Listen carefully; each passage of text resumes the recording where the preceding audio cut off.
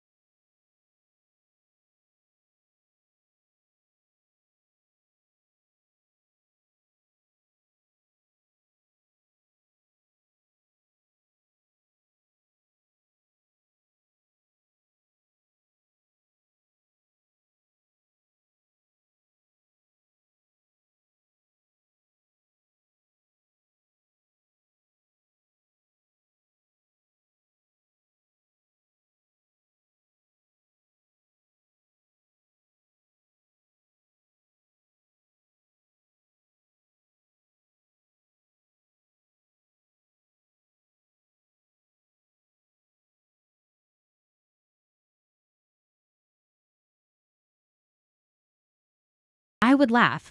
Because perfection was never the goal. We just wanted peace, love, and the chance to grow our family. And yet, beneath the laughter, beneath the comfort, there was a silence that carried weight. The silence of unanswered prayers, of months turning into years, of hope bruised but not broken. One evening, I remember sitting across from him at the dinner table. He looked at me with that steady gaze, the one that always made me feel seen. "We'll get there," he said softly, as though he could read the heaviness in my chest. "I know it's been hard, but I believe in us." I wanted to believe too. I wanted to let his words wash away the fear. But even then, shadows lingered. I couldn't shake the feeling that something was waiting for us, something beyond our control. Family was our anchor. They were the ones who reassured us, who promised support, who said they would stand by us no matter what. My mother's voice was gentle when she told me, "You're not alone in this, we'll help you." My sister's laughter was bright when she teased, "You'll be the best mom, just wait." And I believed them. I believed that family meant safety, that their love was genuine, that their promises were unbreakable. But promises are fragile things. They sound strong when spoken, but they can shatter with the slightest pressure. I didn't know that then. I didn't know that the very people I trusted most would become the architects of my undoing. Still, in those moments, I let myself dream. I imagined holding a child. Imagined the joy of introducing them to the family who had cheered us on. I imagined holidays filled with laughter, birthdays with candles, and the kind of chaos that only children can bring. My husband would laugh with me, his voice full of hope, and I would whisper, "Soon." Yet even in those dreams, unease crept in. It was subtle, like a shadow at the edge of light.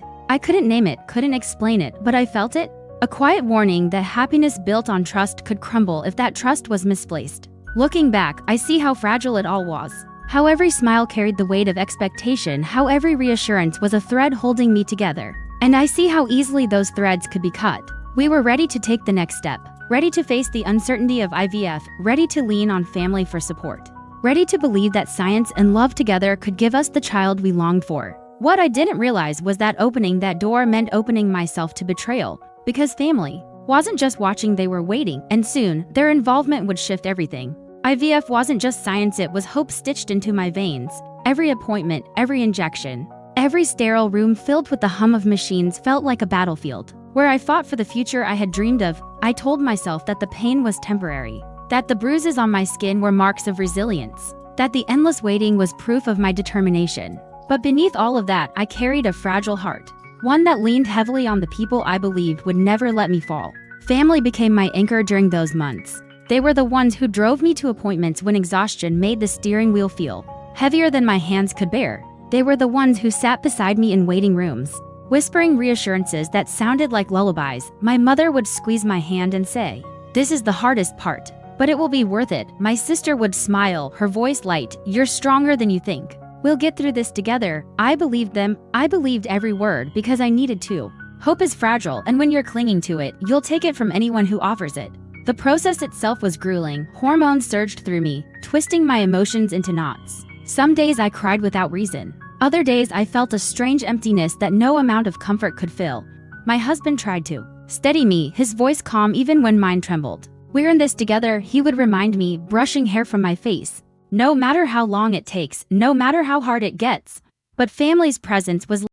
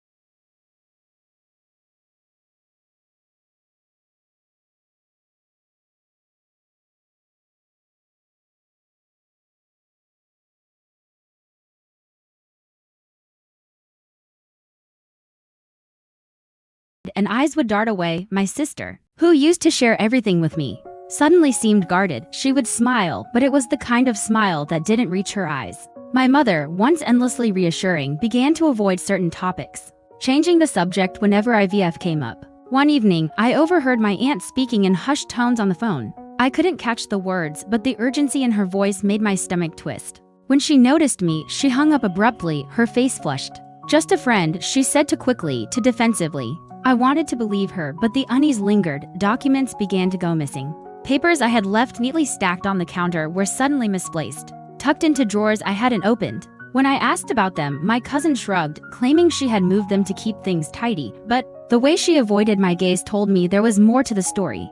I tried to dismiss it. I told myself family was just being protective, that they were trying to shield me from stress, but the more I ignored the signs, the more they multiplied.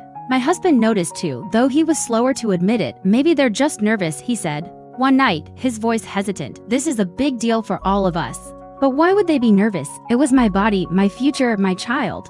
Their nervousness felt misplaced, almost rehearsed. The tension grew in subtle ways. Family gatherings that once felt warm now carried an edge. I would catch glances exchanged across the table, quick looks that seemed to carry unspoken words. When I asked what was wrong, they would laugh it off, insisting everything was fine. But fine doesn't feel like that. Fine doesn't leave you lying awake at night, replaying every word, every gesture, every silence. One afternoon, I found my sister in the study, rifling through papers. When she saw me, she froze, then forced a smile. "I was just looking for a recipe," she said, holding a folder that had nothing to do with cooking. I wanted to confront her, but the words stuck in my throat. Instead, I nodded, pretending to believe her, while inside, suspicion gnawed at me. The more I tried to restrain myself, the more the unease grew. I didn't want to accuse them without proof. I didn't want to believe that family could betray me. But every day, the evidence mounted not in clear facts, but in shadows, in whispers. In the way trust felt thinner with each passing moment. My husband urged me to stay calm. "You're under so much pressure," he said gently. "Don't let paranoia take over." His words were meant to soothe, but they only deepened my conflict. Was I paranoid? Or was I finally seeing the truth? I began to watch them more closely. I noticed how my mother avoided eye contact when I asked about clinic appointments. How my cousin's smile faltered when I mentioned paperwork. How my sister's laughter sounded forced when she reassured me. These weren't the behaviors of people protecting me, they were the behaviors of people hiding something. Still, I restrained myself. I told myself I needed proof, something undeniable. Something that couldn't be explained away with excuses or laughter. I waited, watching, listening, letting the unease grow until it became impossible to ignore. And then I found the first proof. It wasn't paranoia, it was theft. The moment I uncovered the truth, the world tilted. And everything I thought I knew about family, about trust, about love, collapsed into something unrecognizable. I had spent weeks convincing myself that the whispers, the misplaced documents, the guarded glances were nothing more than stress playing tricks on me. But when I finally saw the evidence, it was undeniable. It began with a folder I wasn't supposed to find. I had gone searching for a medical bill. Something routine, something harmless. Instead, tucked between receipts and insurance papers, I found clinic documents, my clinic documents, but they weren't the same as the ones I had signed. My name was there, my patient ID, but the signatures were altered, the dates shifted, the authorizations rewritten, and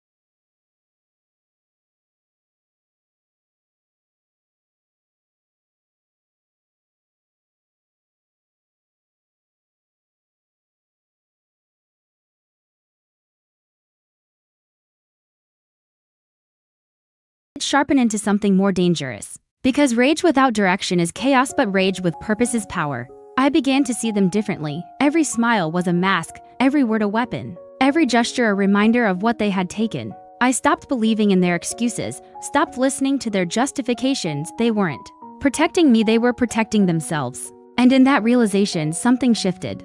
The grief began to harden into resolve. The tears dried, replaced by a cold clarity. They had stolen from me, but they hadn't destroyed me, not yet. I looked at the documents one last time.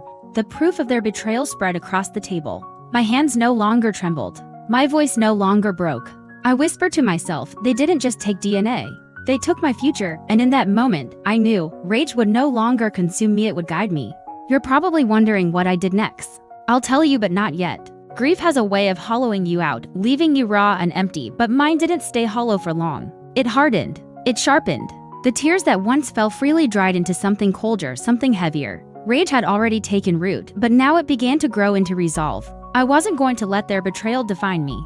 I wasn't going to let them steal my future and walk away untouched. At first, I tried to imagine forgiveness. I tried to picture myself moving on, building a life without the weight of their deception, but every time I closed my eyes, I saw the signatures, the altered documents, the smug certainty in their voices when they claimed they were protecting me.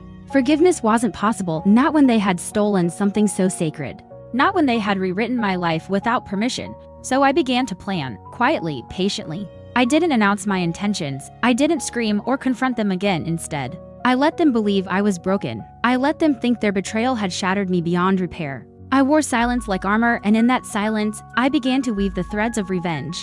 Every betrayal leaves clues, and I started collecting them. I revisited conversations, replayed their words, and noted the inconsistencies. I studied their behaviors, their routines, their weaknesses. I listened more than I spoke, observed more than I acted. They thought I was retreating, but I was advancing in ways they couldn't see.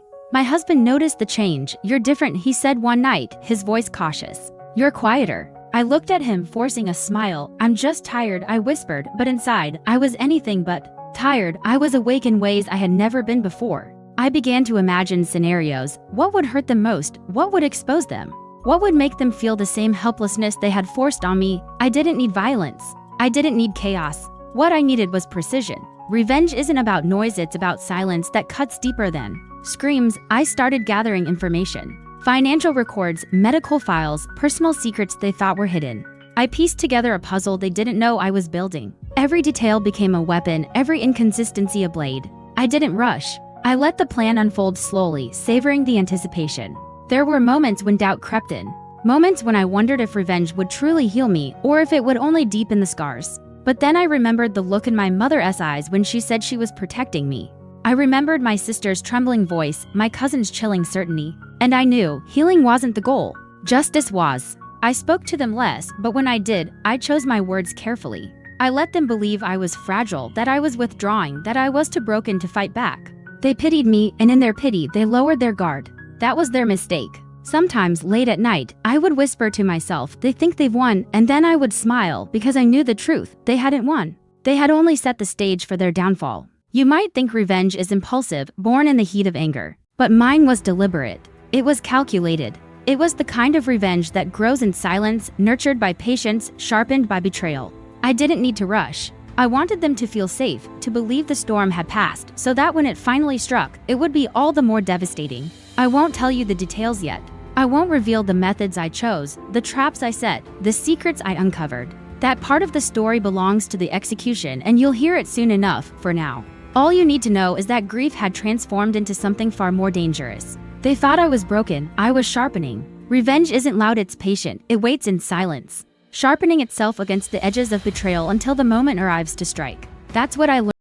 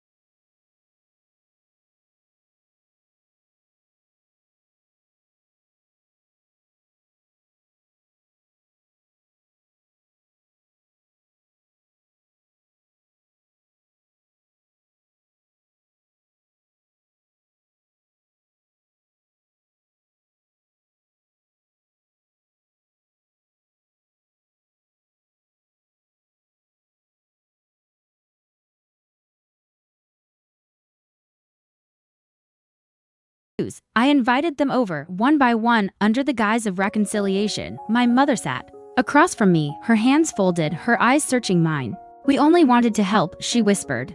I leaned forward, my voice steady. "Help doesn't look like forged signatures. Help doesn't look like theft." She flinched, but I didn't let her speak. "You stole from me. And now, I'm taking back what's mine." My sister tried to defend herself. "We thought you couldn't handle it. We thought you needed us." I laughed, bitter and sharp. "Needed you? I needed honesty. I needed trust. You gave me betrayal." Her eyes filled with tears, but I felt nothing. My cousin was the easiest to break. When I showed her the documents proving her debts, she crumbled. "Please," she begged, her voice trembling. "Don't tell anyone." I looked at her coldly. "I don't need to tell anyone. You'll destroy yourself trying to keep it hidden." The third step was manipulation. I let them believe I had more than I did. I hinted at secrets I hadn't uncovered, consequences I hadn't yet planned. "You don't know everything I know," I told them, my voice low. "And when the time comes, you'll regret every lie you told." The uncertainty gnawed at them, made them paranoid, made them turn on each other. I watched as cracks formed in their unity. My mother accused my sister of being careless. My sister blamed my cousin for pushing too far. My cousin lashed out at my aunt, claiming she had started it all. They fought among themselves, each desperate to protect their own secrets, each terrified of what I might reveal next. That was the beauty of it. I didn't need to destroy them directly. I only needed to light the match and watch them burn each other down. But I wasn't finished. The final step was confrontation in full. I gathered them together, the people who had stolen from me, and I laid the truth bare. "You thought you could rewrite my life," I said, my voice echoing in the room. "You thought you could take what was mine and make it yours. But you forgot one thing: I don't break, I sharpen." My mother tried to speak, but I silenced her with a look. My sister cried, my cousin begged, my aunt sat in stunned silence. I revealed their secrets one by one, each confession a blade cutting deeper. They squirmed. They pleaded, they tried to justify themselves, but there was no justification. "You didn't just take DNA," I told them, my voice cold. "You took my future. And now, I'm taking yours." The room was heavy with silence, broken only by their sobs. They begged for forgiveness, for mercy, for a chance to undo what they had done. But mercy was never mine to give. And when they begged for mercy, I reminded them, mercy was never in our bloodline. Revenge doesn't heal its scars. That's the truth I carry with me now, etched into every breath, every thought, every memory. When the dust settled, when the shouting stopped and the secrets were dragged into the light, nothing remained of the family I once trusted. They were destroyed not by chance, not by accident, but by the weight of their own betrayal and the precision of my response. My mother no longer calls. Her voice, once a constant in my life, has vanished into silence. My sister avoids me, her laughter replaced by shame, her eyes heavy with guilt she can't erase. My cousin, once so confident, now lives in fear of exposure, her debts and lies hanging over her like a storm cloud. And my aunt, the one who whispered promises of protection, has retreated into isolation, unable to face the consequences of the role she played.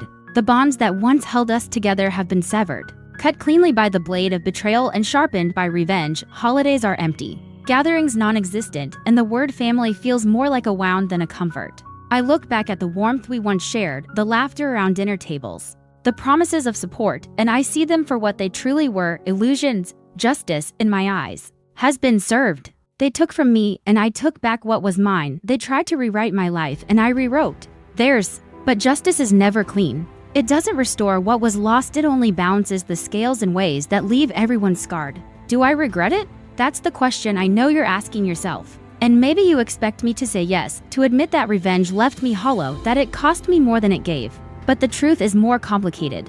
I don't regret exposing them. I don't regret making them face the consequences of their betrayal.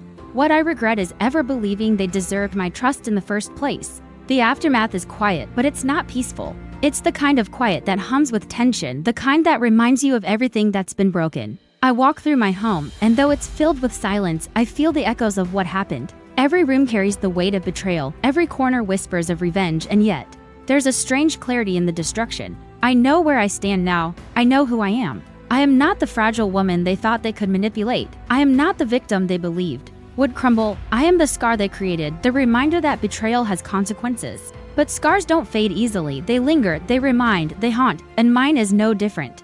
You might think this is the end of the story, that revenge has run its course and the chapter is closed. But scars have a way of reopening, of bleeding when you least expect it. And if you think that's the end, you're wrong. If you want to hear what happens next, make sure to subscribe and turn on notifications so you don't miss it.